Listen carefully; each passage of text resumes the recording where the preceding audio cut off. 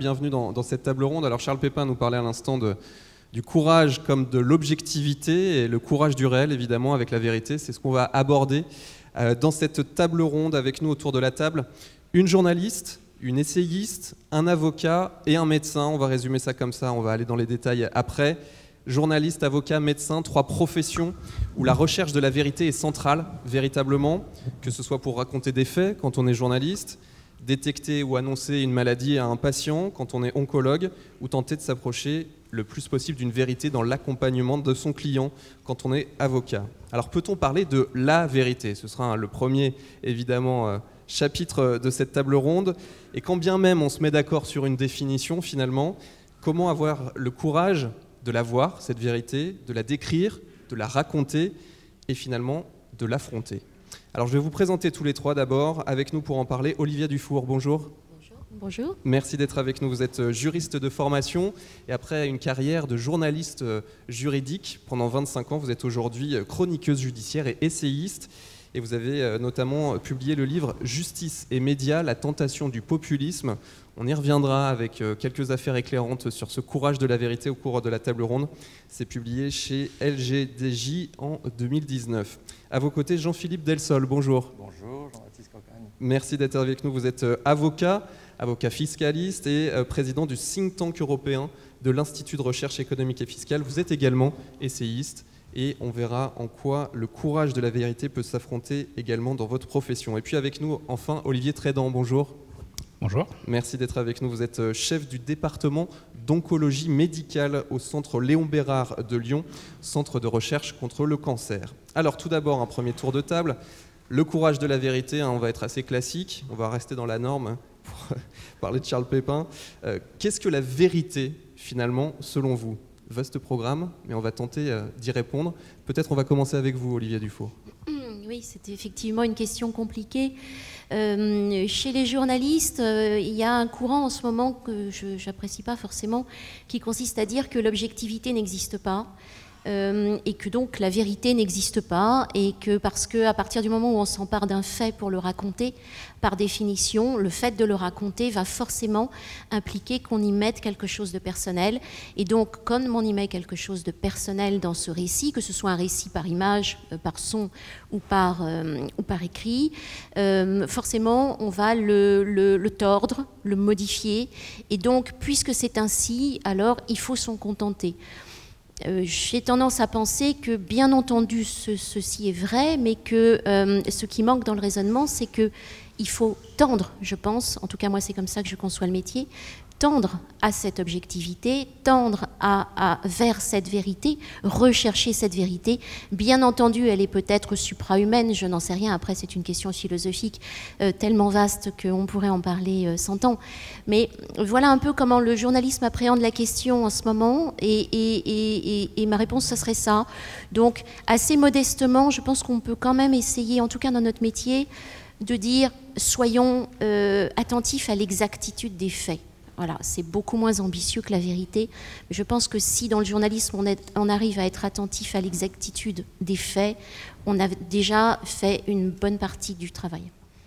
Pour l'avocat, qu'est-ce que la vérité ? Est-ce qu'elle peut exister finalement ? Alors, pour l'avocat et pour l'homme, moi personnellement, je pense que, bien sûr, il y a une vérité. Mais le problème, c'est que nous ne sommes, sauf dans certains domaines, jamais vraiment sûr de la connaître. Et quand on parle de courage de la vérité, je me dis que d'une certaine manière, c'est un peu un oxymore, ou c'est inapproprié peut-être, parce qu'au fond, c'est surtout le courage dans l'incertitude. Car si on a besoin de courage, c'est parce qu'on ne sait pas avec certitude. C'est parce que nous sommes nous-mêmes imparfaits, nous ne connaissons pas l'entièreté du monde, et donc nous avons besoin de nous déterminer alors que nous ne savons pas. Même dans le domaine de la foi. Bien sûr, nous pouvons considérer, pour ceux qui sont croyants, que ce que nous croyons, c'est une vérité. Il n'empêche que, je rappelle pour les chrétiens, que saint Paul disait, alors il y a des traductions parfois un peu différentes, mais que la foi, c'est croire déjà à ce que l'on espère. Ce qui montre bien qu'il reste cette incertitude, mais qu'on a des convictions plus que des certitudes à ce niveau-là. Ce n'est pas tout à fait vrai dans le domaine scientifique, où on peut acquérir certaines approches de la vérité. Mais deuxième point que je voudrais souligner par rapport à ça, c'est qu'au fond, ça veut dire aussi autre chose. C'est que face à ce vrai problème et du courage et de la vérité, qui sont, c'est vrai, d'une certaine manière liés, il y a le fait que nous sommes des agents disposant d'un libre arbitre, c'est-à-dire capables d'un choix, d'une volonté de choisir. Et c'est pour ça que nous pouvons avoir du courage, que nous devons avoir du courage. Sinon, si on était déterminé, si on était planifié, le courage ne sert à rien. Ce serait automatique. Peut-être qu'on ne le saurait pas, mais on serait conditionné. Pas besoin de courage. C'est parce qu'on a notre libre arbitre qu'on est nécessairement qu'on doit avoir du courage. Sauf que pour avoir du courage dans ces conditions que je viens d'évoquer, il faut avoir, c'est au fond, et je rejoins en 100% ce qui a été dit par Charles Pépin, il faut avoir, le mot n'a pas été utilisé, mais moi je crois utile, du discernement. Et notamment du discernement précisément sur l'erreur, parce qu'elle, on la connaît plus facilement. Quand on se trompe, ah ben, on sait qu'on est tombé. Hein. Mais quand on reste debout, parfois on ne sait pas comment on reste encore debout. Et si je puis m'exprimer ainsi, c'est une image bien sûr seulement. Et je vais prendre juste peut-être une illustration, on en reparlera je pense ultérieurement, mais on a beaucoup parlé d'échecs, je rejoins tout ce qui a été dit. Olivier Ginon a été excellent dans finalement son récit, le récit de son expérience. Moi je crois que les chefs d'entreprise, puisque ici c'est quand même, on s'adresse aussi à des chefs d'entreprise d'abord peut-être, les chefs d'entreprise qui nous disent que s'ils réussissent, c'est parce qu'ils ont toujours tout réussi. Soit ils se mentent à eux-mêmes, soit ils nous mentent, mais moi je n'y crois pas. Un chef d'entreprise, c'est quelqu'un qui innove, qui avance, et il va par effectivement essai, échec ou essai, succès. Et donc, forcément, il se trompe de temps en temps. Celui qui réussit, c'est celui qui se trompe moins que les autres, mais plus encore, et j'en termine par là, c'est celui qui reconnaît le plus vite son échec et a le courage d'y mettre fin, a le courage d'interrompre ce qui pouvait être une très belle aventure, mais il sent que c'est parce qu'il est là trop tôt, parce qu'il est trop tard, parce qu'il n'a pas tous les éléments, il s'est trompé, il arrête avant que ce soit une catastrophe. Olivier Trédan, ce rapport à la vérité quand on est oncologue, est-ce qu'elle existe cette vérité, ou finalement la médecine, c'est au-delà d'une science, peut-être un art aussi? C'est effectivement un art. Alors je vais rejoindre beaucoup de choses qui ont été dites auparavant. Effectivement, il n'y a pas de vérité absolue en médecine. On essaye d'approcher une part de vérité dans une maladie, dans un pronostic. On a une somme d'arguments, des faisceaux d'arguments qui nous font dire, bah voilà, c'est plutôt telle maladie que telle autre. On tâtonne, comme on l'a déjà dit beaucoup. Et puis, on essaye, en connaissant un petit peu des études, des résultats de la science, d'approcher un pronostic. Et là, on arrive effectivement dans le courage, et à nouveau, je rejoins tout ce qui a été dit tout à l'heure, notamment par M. Pépin. En fait, finalement, le courage, c'est de s'affronter, d'affronter cette vérité, d'affronter cette réalité du quotidien d'un patient, d'être confronté à cette demande du patient, de savoir quel est son diagnostic et quel est son pronostic, et puis de cheminer avec lui. Le courage, je pense que c'est pas d'essayer d'être péremptoire dans l'annonce d'un diagnostic ou d'un pronostic, mais c'est plutôt essayer de faire comprendre au patient qu'on a en face de lui qu'avec toutes les données qu'on a reçues, les faisceaux d'arguments qu'on a, on approche ce diagnostic-là et on va aller vers tel traitement-là. Pour continuer également, on a parlé beaucoup d'erreurs, on a parlé de convictions. L'erreur est humaine et l'erreur est très présente en médecine, il faut savoir la reconnaître et elle fait avancer, je suis tout à fait d'accord là-dessus. Le mensonge en médecine est, je pense, la pire des choses et elle casse la relation avec le patient. Il faut tout faire pour lutter contre. Et puis la conviction peut être débattue. La conviction, c'est intéressant parce que c'est le corollaire en fait de l'expérience. Et plus on a d'expérience, plus on a de conviction. Mais finalement, dans notre médecine actuelle, basée justement sur des données de la science biologique, il faut remettre en question, un peu comme disait Einstein, remettre en question en permanence en fait nos convictions parce que l'expérimentation et la réalité du quotidien doivent nous faire repenser ce qu'on imagine de la maladie, ce qu'on imagine du pronostic. Donc j'adhère tout à fait à l'idée que finalement le courage de la vérité, c'est le courage de la confrontation au réel quotidienne avec nos patients.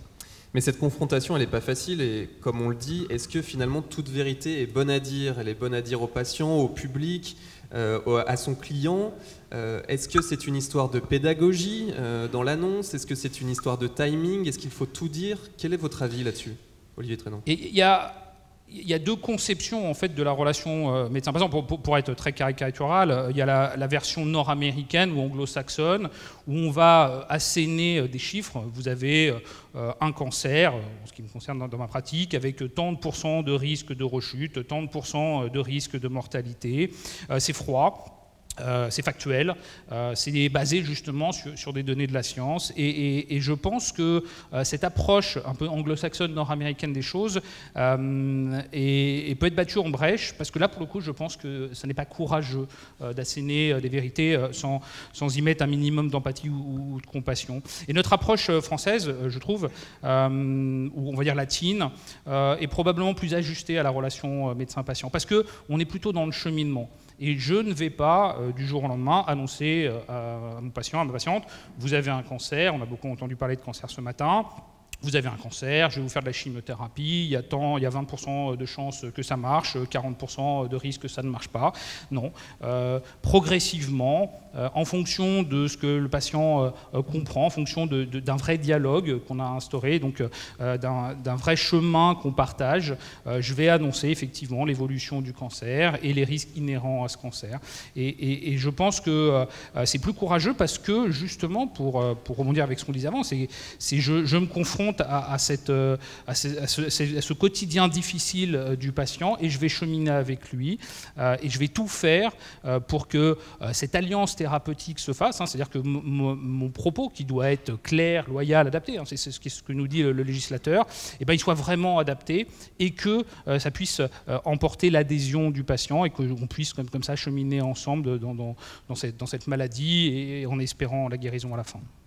Olivier Dufour, est-ce qu'il faut tout savoir finalement? Ça, c'est une autre question. C'est la question de la transparence et du secret. Mais pour répondre plutôt à la question, est-ce qu'il faut dire la vérité? Moi, je suis dans mon métier absolument convaincue qu'il faut dire la vérité.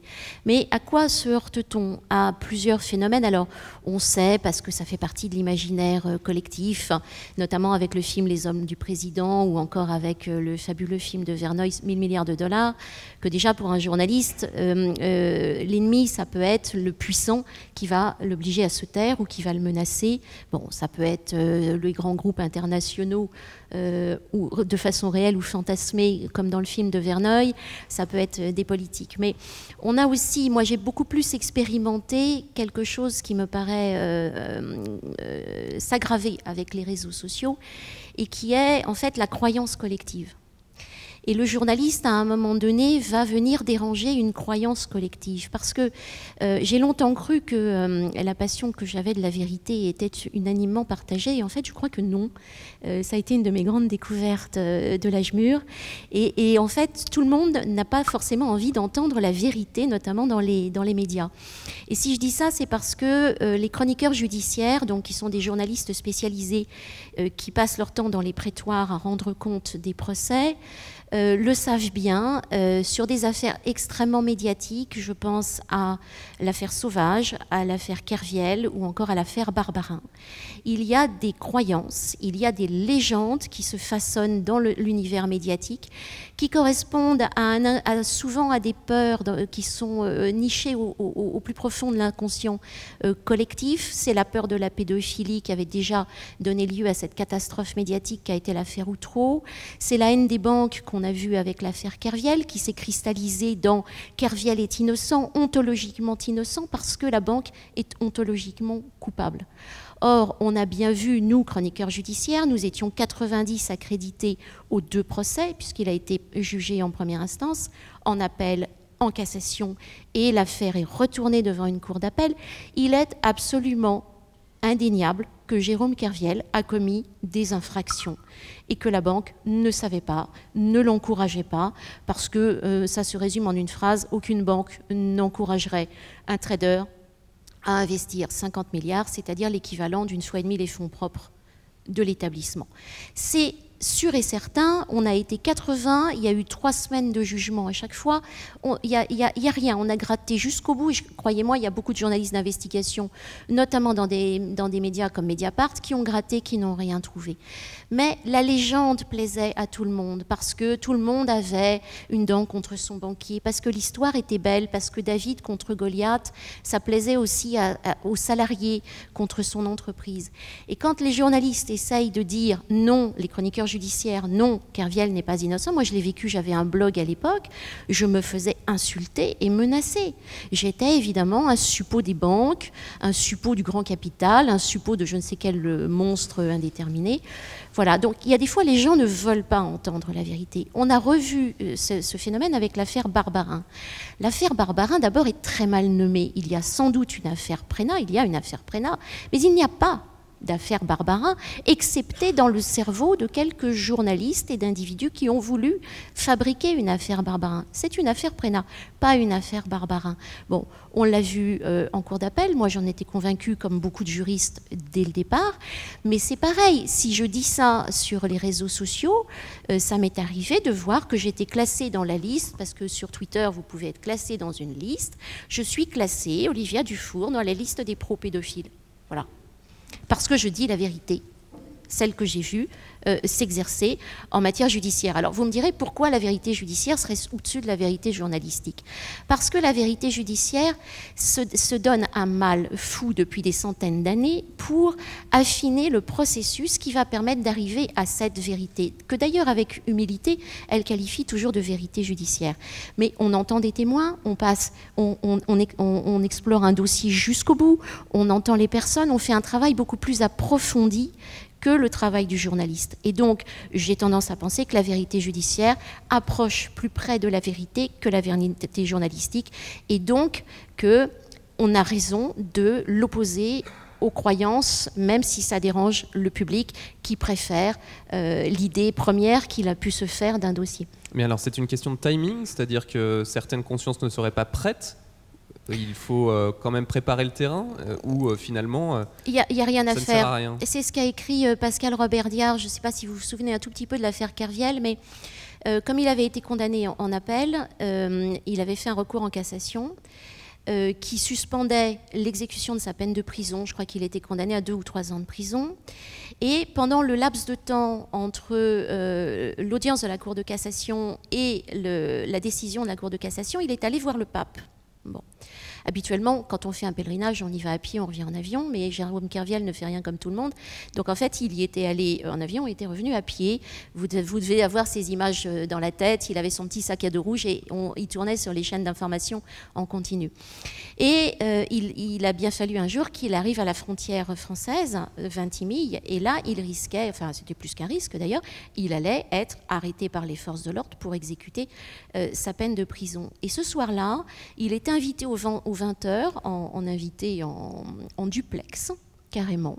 J'ai calculé, il y a eu 10 minutes de sujet sur Jérôme Kerviel. Et le lendemain, ça a été vraiment, pour moi, c'est un des grands dérapages médiatiques, mais on est quelques chroniqueurs judiciaires à le savoir, et ça nous avait vraiment ulcéré.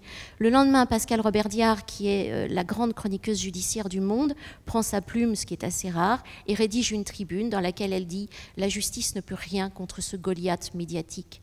C'est-à-dire qu'on avait beau avoir des décisions de justice, il avait beau y avoir eu un travail d'instruction, 4 ans de travail judiciaire, 2 fois 3 semaines de procès, et croyez-moi, dans une justice qui est à l'os, consacrer 2 fois 3 semaines de procès à une affaire, c'est absolument atypique. Je mets de côté les procès terrorisme, mais à l'époque on ne les connaissait pas. Donc voilà, il n'y avait rien à faire parce qu'il y a une vérité médiatique qui répond à une croyance, c'est plus agréable. Mais même moi, au départ, je croyais que Jérôme Kerviel, j'ai enquêté sur l'affaire, j'ai fait un livre, et au départ, je l'ai rencontré, je lui ai dit, il faut absolument faire jaillir la vérité. Mais c'est peut-être ça aussi le courage, à un moment donné, de dire, je me suis trompée. Et ma belle histoire, parce que moi, j'ai adhéré aussi à cette belle histoire. Ma belle histoire n'est pas la vérité, mais souvent la vérité est moins drôle, moins séduisante. Dans l'affaire Sauvage, c'est la même chose. On a exactement le même accident médiatique. Je veux pas être trop surtout avec l'accélération sur les réseaux sociaux, j'aimerais qu'on aborde ça dans un second temps. Jean-Philippe Delsol, sur cette question de faut-il tout dévoiler ? Est-il important de véritablement avoir le courage de la vérité? Moi, je pense qu'il faut avoir le courage de questionner la vérité. Et je pense par exemple que le journaliste qui ce matin pose la question à M. Faber, dont j'ai apprécié le propos, mais pour lui dire, est-ce que ce n'est pas aussi le conseil d'administration qui a eu un certain courage en vous demandant de partir? Moi, je trouve que c'est une bonne question, et j'ai été étonné d'ailleurs que M. Faber ne se pose pas la question sur lui-même. Il l'a balayé. Et je vais prendre un autre exemple par rapport à ce matin. C'est mon petit courage à moi, là, de l'instant, avant de répondre complètement à votre question. Mais j'ai beaucoup apprécié aussi les propos de Valérie Martin, qui a fermé son EHPAD. Il se trouve que moi, j'ai une maman qui est dans l'EHPAD, et depuis des années, malheureusement, sans faculté cognitive. Sauf quand elle nous reconnaît, c'est sa joie. Parce qu'elle nous reconnaît encore, nous, ses enfants. Quand on nous a fermé l'EHPAD, pour qu'on ne puisse plus aller la voir, nous, on était tristes. Mais elle, je ne sais pas. Je ne suis pas sûr que ce soit une bonne chose. Et je pense qu'on peut questionner cette vérité. Bien sûr, on l'a écoutée, on a applaudi parce que c'était sympathique comme démarche. Elle est là, sans doute encore. Donc, ce n'est pas du tout ni une critique ni une accusation. Moi, j'aurais plutôt eu un autre regard, mais on ne sait pas quel est le bon regard. Sa démarche pouvait être bonne, je pense qu'une autre. Moi, personnellement, lorsque tous les résidents de ces EHPAD ont été vaccinés et que les EHPAD ont continué, selon les directives de l'ARS, à rester fermés, je suis celui qui, avec mes frères et sœurs, a déposé un recours devant le Conseil d'État et l'a gagné le 3 mars pour faire rouvrir les EHPAD, parce que je pensais que c'était mieux. Alors, je vais quand même répondre un peu plus professionnellement, je dirais, à votre question. Dans nos métiers, est-ce qu'il faut dire la vérité? Pas toujours, bien sûr. Mais je crois que c'est quand même notre rôle d'être accoucheur de vérité. Je vais prendre 2 exemples. Je fais plutôt depuis une quinzaine d'années beaucoup de droit patrimonial, c'est-à-dire que j'accompagne des chefs d'entreprise et quand ils vendent leurs affaires, etc., ou quand ils assurent leur succession, on les accompagne et beaucoup de chefs d'entreprise veulent transférer à leurs enfants. C'est normal, c'est humain. Ce qui prouve d'ailleurs que ceux qui veulent taxer l'héritage à 100%, je crois que c'est une erreur parce que naturellement, ils ont construit pour ça. Et s'ils n'y arrivent pas, ça va être un vrai désastre pour eux-mêmes. Et on est là, on les accompagne dans nos métiers d'avocat.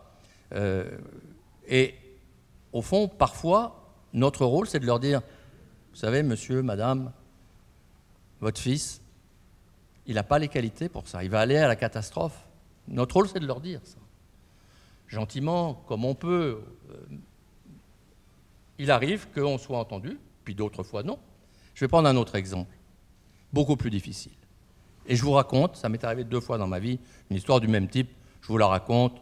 Évidemment, je la dénature un peu pour que personne ne s'y reconnaisse, mais l'histoire est la suivante.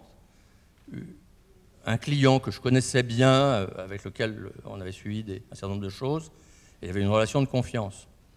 Un jour, vient me voir en me disant « Je vais monter une entreprise avec un ami. » C'était une amie d'ailleurs, qui a un handicap, mais justement pour elle, ce sera le moyen de finalement de la faire progresser.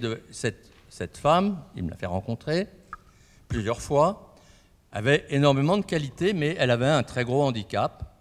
Et en fait, ce qu'il voulait bâtir comme entreprise avec cette femme, son handicap, de mon point de vue, allait être un gros handicap pour l'entreprise. C'était un vrai dilemme. Mais parce que lui, mon client, finalement, il en faisait un combat social et personnel que je comprends très bien, qui était éminemment sympathique. Et moi, un jour, je l'ai convoqué et je lui ai dit « Attention, vous allez aller dans le mur et ça va être un échec dur pour vous deux et pour tous les salariés que vous allez embaucher et qui vont être déçus. » On en a discuté pendant un moment, enfin plusieurs fois, et puis il m'a dit « Non, vous avez tort. » Je lui ai dit « Je comprends. » Et non seulement il m'a dit « Vous avez tort », mais il était fâché. Je n'ai plus suivi son projet, il l'a suivi avec quelqu'un d'autre. Je me suis beaucoup meurtri moi-même. Je me suis dit « J'ai peut-être été trop loin. »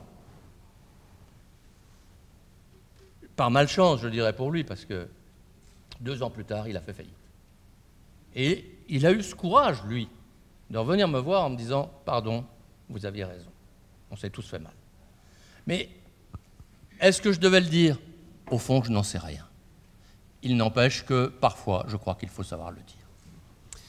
Alors justement, à l'heure des réseaux sociaux, à l'heure de la numérisation, il y a aussi tout cet aspect café de comptoir, où les opinions deviennent des faits, peut-être, hein, c'est ce qu'on appelle la Trumpisation aussi. Donald Trump en était vraiment le parangon. Qu'est-ce que ça change finalement dans ce courage de la vérité? Est-ce qu'aujourd'hui, le courage de la vérité, c'est affronter aussi les réseaux sociaux et tout ce qui véhicule? Je parle notamment aux médecins, Olivier Trédan, parce que vous me disiez que vous avez de plus en plus de patients qui aussi parfois remettent en cause vos diagnostics au moment de son annonce. Ce qui a changé dans ma pratique, on va dire sur les 20 dernières années, c'est que effectivement les patients et les patientes que je suis arrivent avec une certaine conviction qui émane effectivement de ce qu'elles ont lu sur les réseaux sociaux, et essentiellement sur Internet. Un de mes rôles que je n'avais pas il y a 20 ans, c'est justement d'essayer de désamorcer ou de décrypter en fait cette information numérique qui foisonne et qui est malheureusement généralement non ajustée en fait à la situation exacte du patient. En fait, pour faire simple et caricatural à nouveau, c'est-à-dire que chaque cancer est unique, chaque situation est unique, et c'est pas en piochant sur ce qui a été publié par une autre patiente 2 jours avant ou 5 jours avant ou 10 ans avant que la patiente va pouvoir avoir de l'information juste et vraie sur sa situation.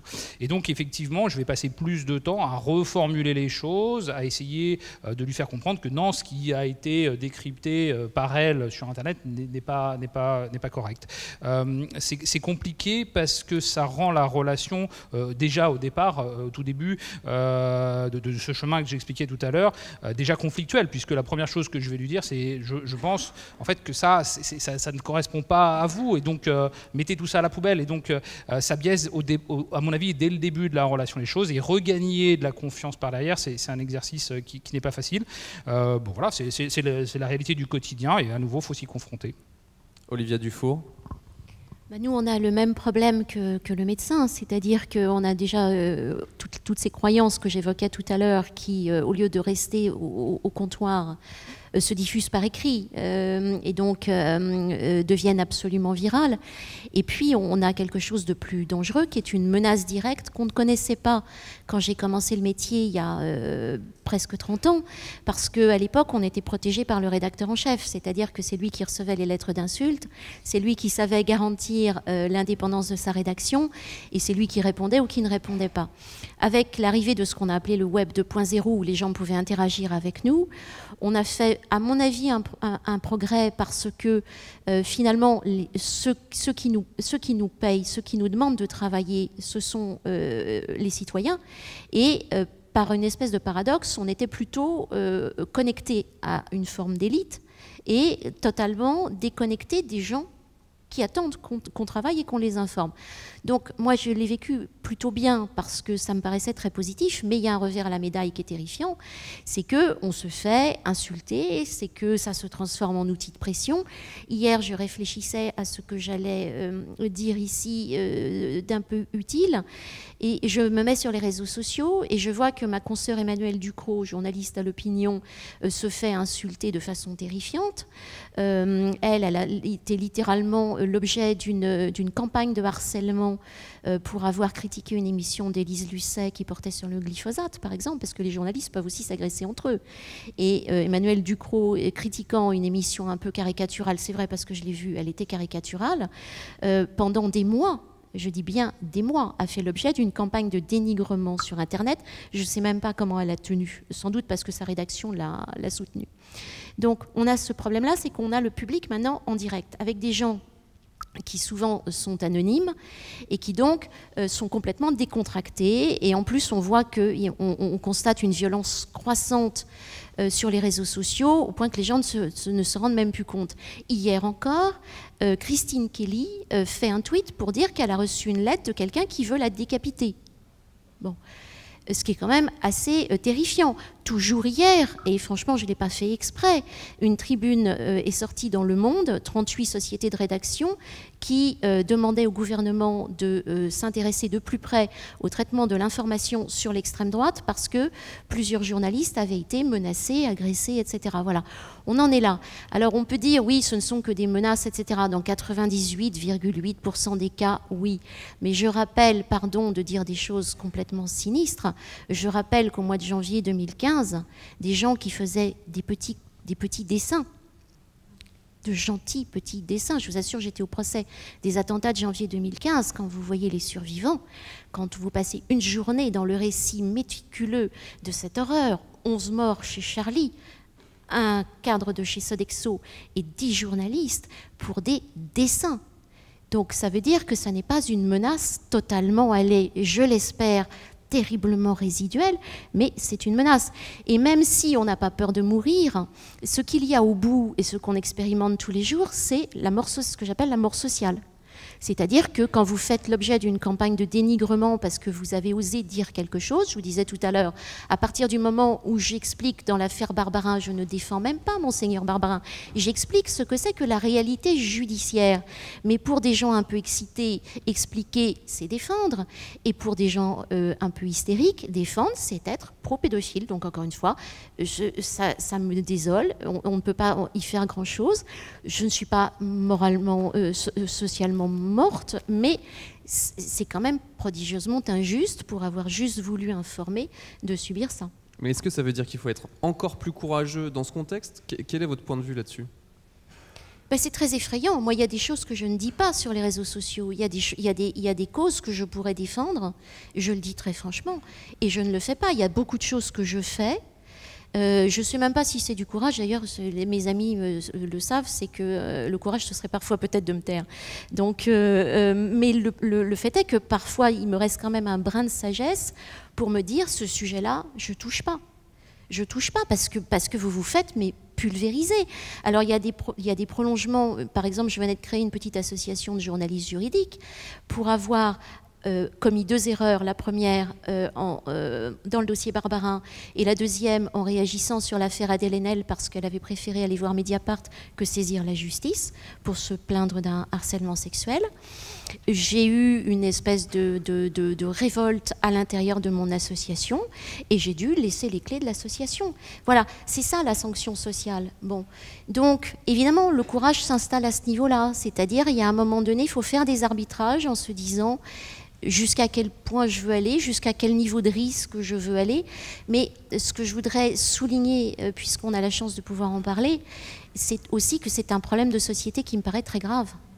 C'est-à-dire que le fait de dire la vérité puisse vous faire encourir une campagne de dénigrement, des sanctions sociales, voire dans un cas extrême la mort sociale, et dans un cas encore plus extrême, et je le répète, que j'espère archi-résiduel, mettre sa vie en danger, je voudrais qu'on se rende compte de ce qui arrive à notre pays. C'est extrêmement grave. Jean-Philippe Delsol, là-dessus? Oui, on peut gloser longtemps sur cette problématique des réseaux sociaux qui, à la fois, donnent beaucoup de liberté à nous tous et en même temps donnent une force à la fois à la violence et aussi à la fois, moi je le souligne, à une forme de politiquement correct. Et donc les deux sont dangereux.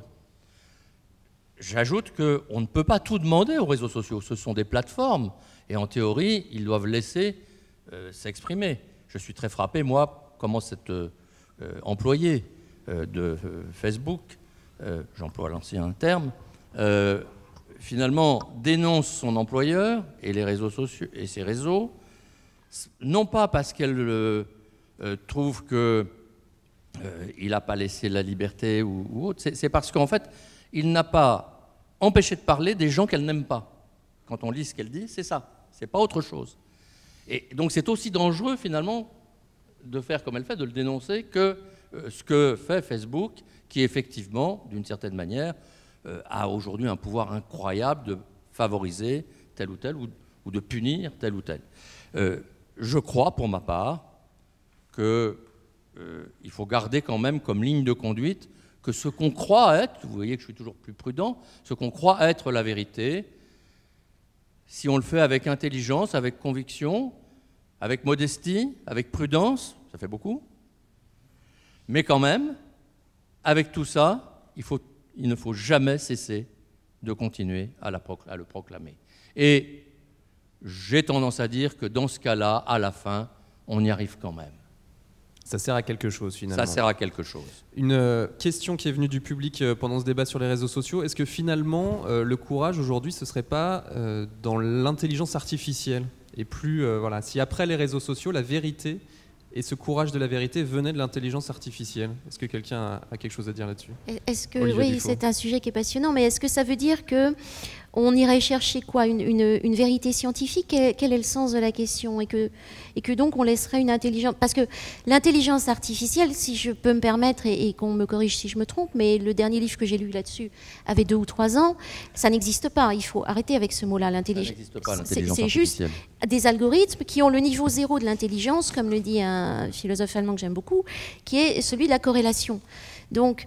je vois mal ce qu'on pourrait confier à l'intelligence artificielle. J'espère qu'on lui confiera très très peu de choses, parce que comme le dit un autre philosophe que j'aime bien, qui est Eric Sadin, la dignité de l'homme, c'est sa capacité de décision, et que si on commence à déléguer, mais c'est ce qu'on fait, toute l'œuvre de Sadin est de travailler là-dessus, dans la siliconisation du monde, pardon, et dans son ouvrage suivant, qui est celui sur l'intelligence artificielle, il le dit, on est en train de tout déléguer. Quand on fait un footing avec son petit machin autour du bras qui vous dit ce qu'il faut faire, combien de temps il faut marcher, etc., qu'est-ce qu'il faut manger, on est en train de déléguer à la machine. Je crois que ce serait une erreur terrible, et que la machine ne sait pas mieux que nous les choses, parce que la machine, c'est nous qui la fabriquons en plus. Juste un mot. Moi, je crois que le courage aujourd'hui, c'est de savoir reconnaître les limites de l'intelligence artificielle, qui sera très utile, mais qui ne sera jamais l'homme. Et le courage, l'intelligence, le discernement, c'est l'homme qui l'a, c'est pas la machine. Et l'intelligence artificielle est effectivement créée par les hommes. Hein. Il y a derrière, évidemment, c'est pas quelque chose qui sort de nulle part. La fin se fait ressentir. Fin, vous l'écrivez comme vous voulez. En tout cas, merci à tous les trois d'avoir été avec nous pour ce courage de la vérité et cette table ronde.